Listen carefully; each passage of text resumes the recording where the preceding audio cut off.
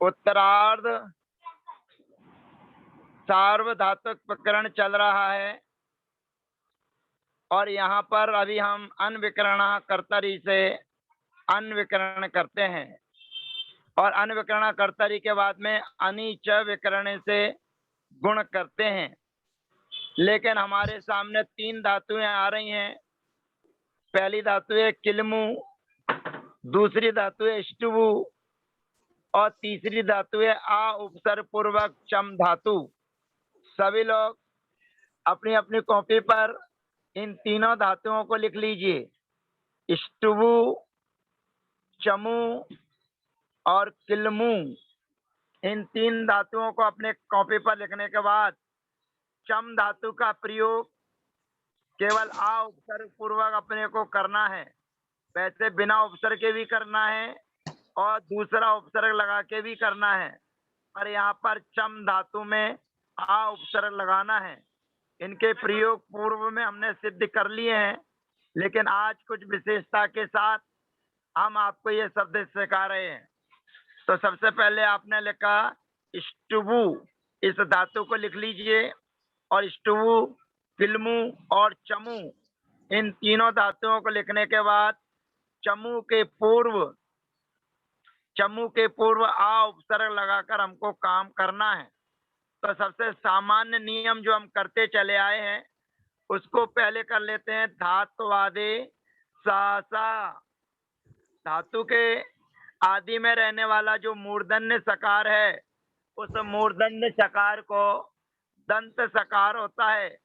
तो इष्टुव जो धातु थी वो इष्टुव धातु का जो मूर्धन्य सकार था उस मूर्धन्य सकार को दंत सकार करेंगे। फिर एक परिभाषा पीछे अपन ने पढ़े हैं कि दंत सकार का संबंध तवर्ग के साथ रहता है और मूर्धन्य सकार का संबंध टवर्ग के साथ में रहता है। तो जब मूर्धन्य सकार का अभाव होता है तो जो टवर्ग का वर्ग ठा था उसका भी अभाव हो जाएगा। उसका अभाव होने का मतलब यह है कि यहाँ पर जो अपन ने धात्वादे सा सा से धातु के आदि में रहने वाला जो मूर्धन्य सकार था उसके स्थान पर दंत सकार आदेश किया है। तो दंत सकार आदेश होने के कारण जो ठा था उस ठा के स्थान पर दंत आदेश ठा हो जाएगा। ये अपने आप काम होता है। इसको करने के लिए कोई नए सूत्र की व्यवस्था नहीं है।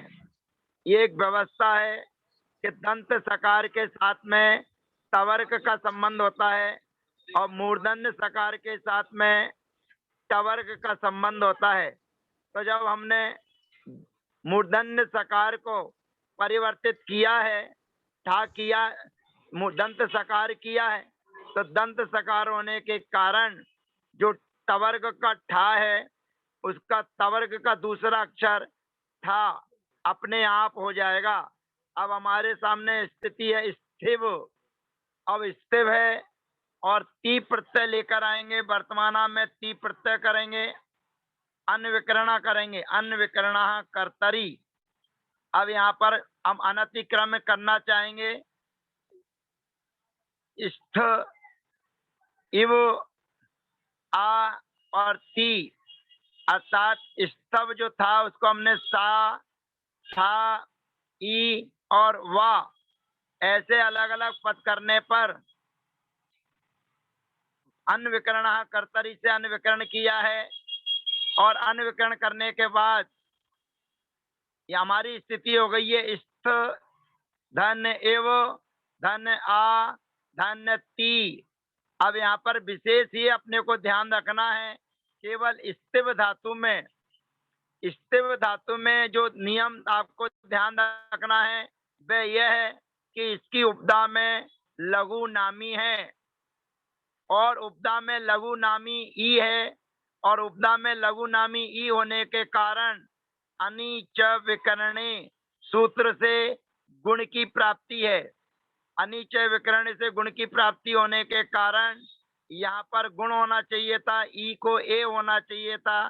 तो ई को ए आदेश जो गुण की प्राप्ति थी उसके बारे में आगे चर्चा करते हैं।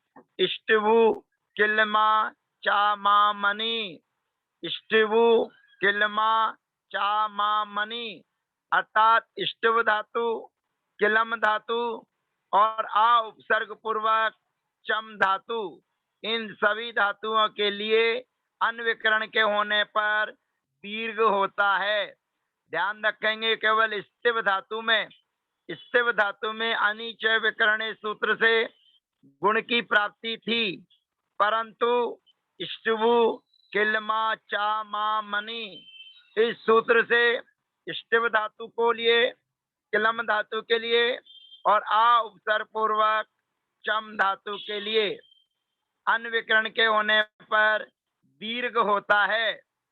तो जो ई थी, स्थिव की ई थी, उसको दीर्घ हो जाएगा और अनविकरण का जो आ था वो व्यंजन मत्सरम परवर्णम नए से ठा में मिल जाएगा। अब बन जाएगा स्थिवती। स्थिवती ये प्रयोग सिद्ध हो जाएगा। शेष प्रयोग भी हमें इसी प्रकार से सिद्ध करना है। स्थिवती, स्थिवता, स्थिवंती, इन तीनों प्रयोग में क्रम से रसकारी और विसृष्टा और असंध्यक्षरी और रस तौ तल्लोपस्य, इस सूत्र से काम करते हुए स्थिवंती बनाना है। फिर स्थिवसी, स्थिवता, स्थिवत, फिर स्थिवामी, अस्य बमोर दीर्घ लगाना, स्थिवामी, स्थिवावः, स्थिवामः। अब इतना प्रयोग हमारा बन गया, लेकिन हम कुछ नया काम करना चाहें तो नया काम करने के लिए यहाँ पर नी उपसर्ग का प्रयोग करते हैं। अब जब हमने धातु के पूर्व नी उपसर्ग लगाया तब हमारी स्थिति है नी दन स्थिवती। पूरा बना बनाया प्रयोग ले लेते हैं, क्योंकि धातु लेना है तो वो अपन को प्रयोग करके चीज तो वही बनेगी, जो बनाना है प्रयोग की सिद्धि वही होगी। इसलिए अभी रेडीमेड माल अपन ले लेते हैं। स्थिवती, अब स्थिवती अपन ने लिया, नी उपसर्ग लगाया है। अब उपसर्ग जो होते हैं प्राय करके धातु के पूर्व लगते हैं, और धातु के पूर्व लगने के कारण यहाँ नी जो उपसर्ग लगाया है उस नी में ना है, इसका अनतिक्रमण करेंगे तो ना धन ई, यहाँ पर ई है और ई होने के कारण 150 नंबर का सूत्र नामी कर परा प्रत्यय विकारागमस्था सी समनु विसर्जनीय शांतरोपी। इस सूत्र के माध्यम से जो स्थिव में दंत सकार है उस दंत सकार को मूर्धन्य सकार करेंगे। अब मूर्धन्य सकार हुआ तो फिर आपको नियम मालूम है कि दंत सकार का संबंध तवर्ग के साथ में है, मूर्धन्य सकार का संबंध टवर्ग के साथ में है। जब यहाँ पर नामी कर परा प्रत्यय विकारा गमस्ता सी समनु विसर्जनीय शांतरोपी सूत्र से जब दंत सकार के स्थान पर मूर्धन्य सकार आदेश होगा तो जो तवर्ग का था उसके स्थान पर अपने आप ठा हो जाएगा, यानी कि जैसा पहले था वैसा ही हो गया।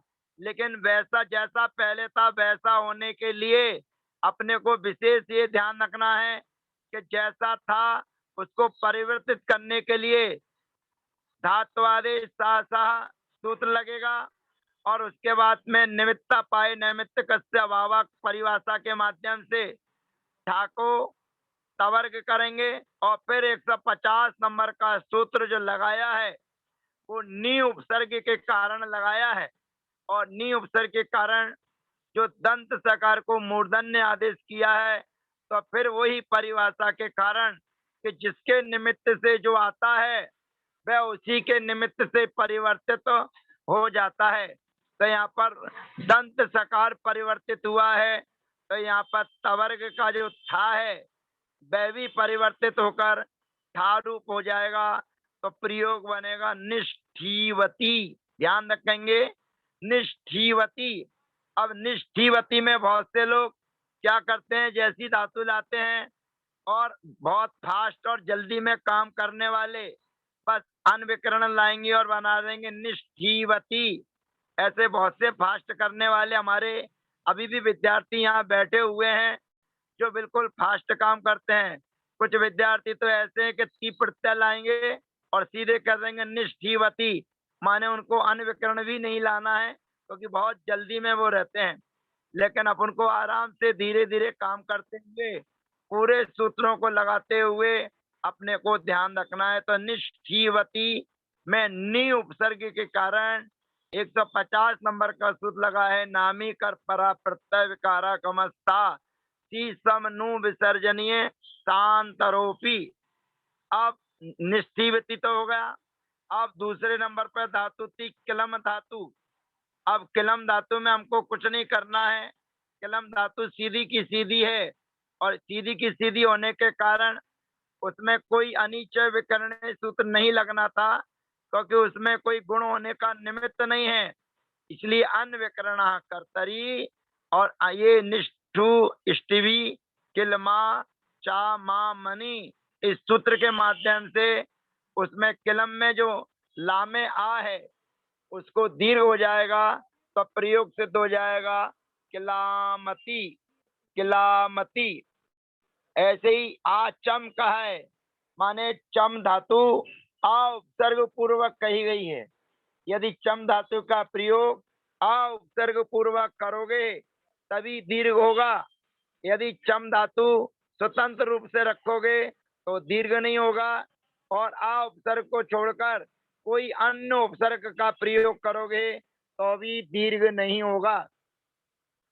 अर्थात आ उपसर्ग पूर्वक चम धातु से हमने अनविकरण कर्तरी च सूत्र से अनविकरण किया और अनविकरण करने पर स्टिवु किलमा चा मा मनी इस सूत्र के माध्यम से उसको दीर्घ कर दिया जाएगा तो आ चा मती प्रयोग सिद्ध होता है। लेकिन इतना विशेष ध्यान रखना, आ उपसर्ग पूर्वक ही चम धातु के लिए दीर्घ होगा ऐसा जानना चाहिए। और जहां पर आ उपसर्ग को छोड़कर बी उपसर्ग का प्रयोग करेंगे तो जैसा शब्द है वैसा ही बनेगा विचमती। अगर हम किसी भी उपसर्ग का प्रयोग नहीं कर रहे हैं तो चम धातु है और चम धातु का बनेगा चमती। ये अपने को चम धातु में यदि आ उपसर्ग लगा है तो ही स्टुबु किलमा चा मा मनी सूत्र से दीर्घ करना है। ये अपने को विशेष ध्यान रखना है। अब इन तीनों धातुओं के प्रयोग हम क्रम क्रम से सप्तमी, पंचमी और ह्यस्तनी में चलाना चाहेंगे। तो एक धातु का प्रयोग हमारे बीच में है स्टीवती। हम नी उपसर्ग का प्रयोग करें ना करें लेकिन मूल धातु को पकड़ के चलते हैं और बाद में आप चाहें तो उपसर्ग का प्रयोग कर सकते हैं, पहले चाहें तो पहले भी प्रयोग कर सकते हैं।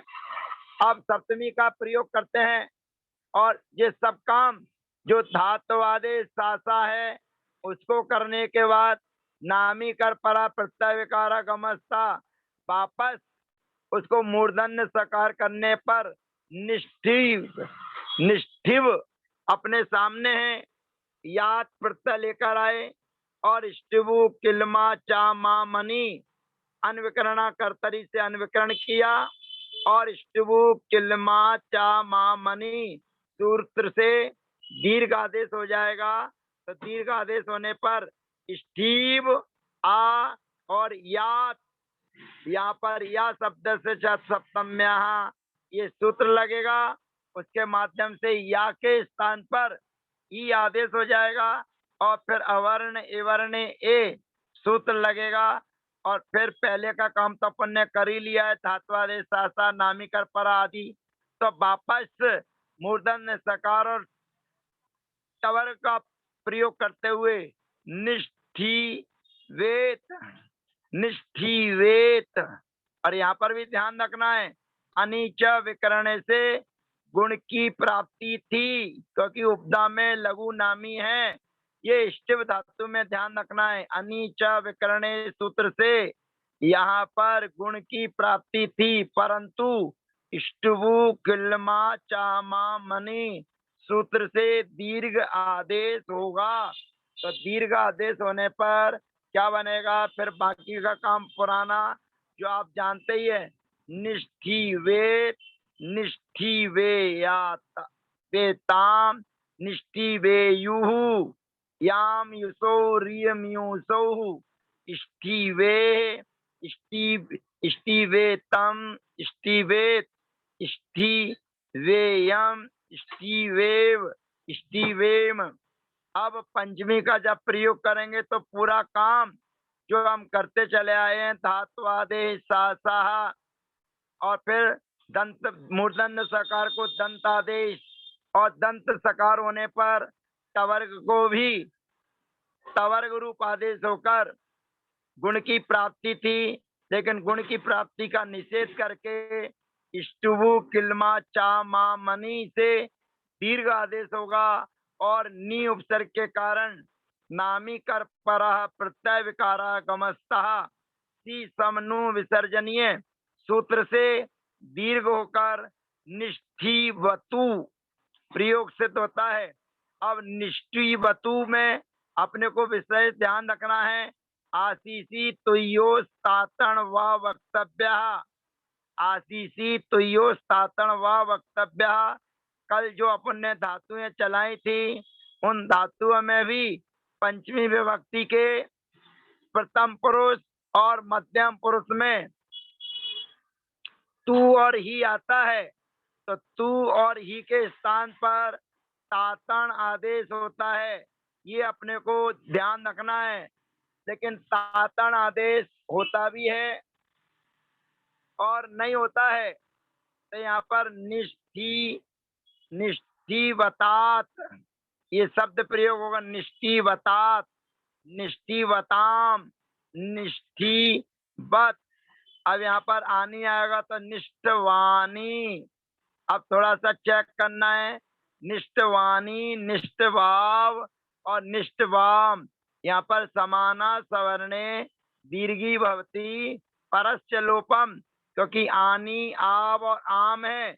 ध्यान रखना है, यहाँ पर समाना सवर्णे दीर्घी भवती लगाना है, अस्य भमोर दीर्घा नहीं लगाना है, क्योंकि यहाँ पर वा और माँ के पहले आ है। तो आ होने के कारण आनी आव और आम में केवल समाना सवर्णे दीर्घी भवती परस्य लोपम ये सूत्र लगाना है। अब अपने को विशेष सावधानी रखनी है ह्यस्तनी में। अब ह्यस्तनी में क्या सावधानी रखनी है? तो थोड़ा सा ह्यस्तनी का प्रयोग बनाते हैं। अपने पास में इस ह्यस्तनी का प्रयोग करते हुए अपने को आ उपसर्ग पूर्वक चम धातु में ध्यान रखना है और नि उपसर्ग पूर्वक स्थिव धातु में ध्यान रखना है। तो अब पहले हम स्थिव धातु का प्रयोग करते हैं। स्थिव जो धातु है उसको धातु आदेश सा से कार्य होकर तवर्ग के स्थान पर तवर्ग आदेश होकर स्थिव है। अब यहाँ से ह्यस्तनी की व्यवस्था में दी विभक्ति लेकर आए हैं और दी विभक्ति के लेके आने पर ई का अनुबंध लोप हो जाता है और ई का अनुबंध लोप होने पर अनविकरण कर्तरी से अन का विकरण करेंगे और अन का विकरण होने पर पुनः वही चीज ध्यान रखना है। अनीच विकरण से गुण की प्राप्ति थी, क्योंकि उपदा में लघु नामी है। उपदा में लघु नामी होने के कारण गुण की प्राप्ति थी, परंतु इष्टवु किल्मा चा मा मनी इस सूत्र के माध्यम से दीर्घ आदेश हो जाएगा। अब दीर्घ आदेश होने पर क्या हो गया? स्तीव, स्तीव आ धन दा। अब यहाँ पर क्या करना है? तो ह्यस्तनी का नियम, एक नियम तो अपन ने कर लिया है, जो दी के ई का लोप कर दिया है। अब दी के ई के लोप होने के बाद में अब हमें क्या करना है? तो धातु के आदि में अट का आगम करना है। अट धात्वादिर ह्यस्तनी क्रियाति पत्तिषु। अब यहाँ पर विशेष ये ध्यान रखना है कि धातु के आदि में अट का आगम होता है उपसर्ग के आदि में नहीं। तो यहाँ पर नी उपसर्ग है, फिर स्टिव धातु है, तो नी के बाद और स्टिव धातु के पूर्व अट का आगम करेंगे और अट के आगम में से आ बचेगा।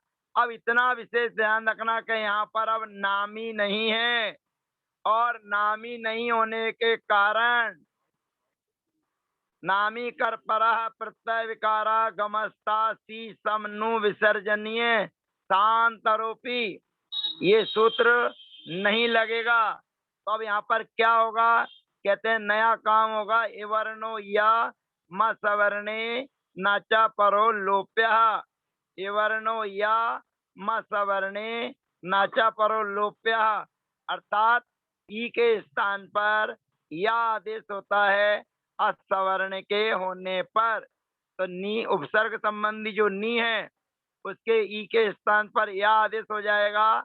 अब जो अट विकरण का आ है वो या में जुड़ जाएगा, और या में जुड़ने के बाद में ना आधा है, और इसको अब कैसे उच्चारण करेंगे, उधर दा था तो उसको पदांते धुटाम प्रथमा लगाकर दा को ता आदेश कर देंगे। तो क्या बोलना है, न्यस्थिवत, न्यस्थिवत, न्यस्थिवत, माने आधा ना या और स्थिवत, ये प्रयोग सिद्ध हो जाएगा। इसी प्रकार से आगे भी इसी प्रकार से प्रयोग सिद्ध कर लेना चाहिए। न स्थिवताम, न स्थिवन, स्थिवन, न स्थिवः, न स्थिवतम, न स्थिवत, और न स्थिवम, न स्थिवाम, न स्थिवाम, इस प्रकार से इनका प्रयोग करना है। अब आओ उपसर्ग पूर्वक चम धातु का प्रयोग यस्तनी में करेंगे। तो कैसे करेंगे, कहते आ उपसर्ग को अलग रखेंगे, चम धातु से दी प्रत्यय लाएंगे, ई का अनुबंध लोप करेंगे, और ई का अनुबंध लोप होने पर अनविकरणा कर्तरी चय सूत्र से अनविकरण करेंगे, और इष्टभू किलम किलम चा किलम मा चा मा, इष्टभू किलमा चा मामनी सूत्र के माध्यम से उसको दीर्घ कर देंगे। अब दीर्घ करने के बाद हम यस्तनी में प्रयोग कर रहे हैं, तो धातु के आदि में अट धात्वादिर यस्तन्य द्यप्तनि क्रियातिपत्ति सूत्र से चम धातु से पहले अट का आगम करेंगे, और अट का आगम करने पर टा का अनुबंध कर देंगे। पुनः समाना सवर्णे दीर्घी भवती परस्य लोपम सूत्र लगाकर आचाम, आचामत, ये ध्यान रखना है, चा को दीर्घ करना है, आचामत, आचामताम, आचामत मन, आचामः, आचामतम, आचामत, आचामम, आचामव, और अचामाव और अचामाम, इस प्रकार से अपने को विशेष ध्यान रखना है। तो इस प्रकार से अब इनके भाववाच्य कर्मवाच्य में यदि हम प्रयोग करना चाहेंगे तो हम सबसे पहले किलम धातु है, किलम, अगर किलम धातु से यदि भाववाच्य में यदि बनाएंगे तो यहाँ पर भाववाच्य में अन्य विकरण नहीं होता है, यण विकरण होता है, सार्व धातु के यण। और जब भाववाच्य और कर्मवाच्य चलाया जाता है तो उसमें आत्मने पद के ही प्रत्यय आते हैं, और आत्मने पद के प्रत्यय आने पर ध्यान रखना, जे इष्टिबु किल मा चा मा मनी, ये सूत्र अन्य विकरण के होने पर ही दीर्घ करता है। अन्य विकरण के अतिरिक्त अगर कोई विकरण होगा तो उसको दीर्घ नहीं करेगा। तो यहाँ पर भी किलम्यते प्रयोग बनेगा, इसको दीर्घ नहीं होगा। और जो आ उपसर्ग पूर्वक है अगर उसका भी प्रयोग करेंगे, यण विकरण बनाएंगे तो आ चम्यते बनेगा, क्योंकि यण विकरण के होने पर धातु आत्मने पद में चलेगी, परंतु उसके लिए दीर्घ आदेश नहीं होगा, इसलिए बनेगा आ चम्यते। और अगर मान लीजिए चम धातु में आ उपसर्ग नहीं लगाएंगे तो कहते मत लगाओ, तो हम दीर्घ भी नहीं करेंगे, तो उसका प्रयोग बनेगा चमती। और अगर मान के लोगों बी उपसर्ग लगा दें तो कहते हमें तो आ उपसर्ग से प्रयोजन है, आ उपसर्ग होगा तभी दीर्घ होगा, अन्यथा नहीं होगा। तो बी उपसर्ग लगाएंगे तो बी चमती प्रयोग सिद्ध होता है। इस प्रकार स्टवु, किल्लिमु और चमु आ उपसर्ग पूर्वक चमु धातु का प्रयोग आज हमारे द्वारा आपके बीच सिद्ध किया गया है। अब कल कृमुपाद विक्षेपे ये धातु हमारे बीच में आएगी। ये धातु परस्मै पदी है, तब पहले परस्मै पद में रूप चलाएंगे और फिर अगला जो सूत्र आएगा प्रोपाभ्याम आरंभे इत्यादि जो सूत्र आएगा, उस सूत्र के माध्यम से ये क्रम धातु आत्मनेपदी हो जाएगी। और जब आत्मनेपदी होगी तो उसके आत्मनेपद में प्रत्यय परा और उप उपसर्ग पूर्वक होने पर चलेंगे। और स्वतंत्र धातु होगी तो क्रम धातु परस्मै पद में ही चलेगी। तो क्रम धातु की प्रक्रिया हम आपके बीच में अगले सत्र में लेकर आएंगे। तब तक के लिए हम आपसे आज्ञा चाहते हैं। सबको जय जिनेन्द्र, सबको वंदना, सबका यथा योग अभिवादन।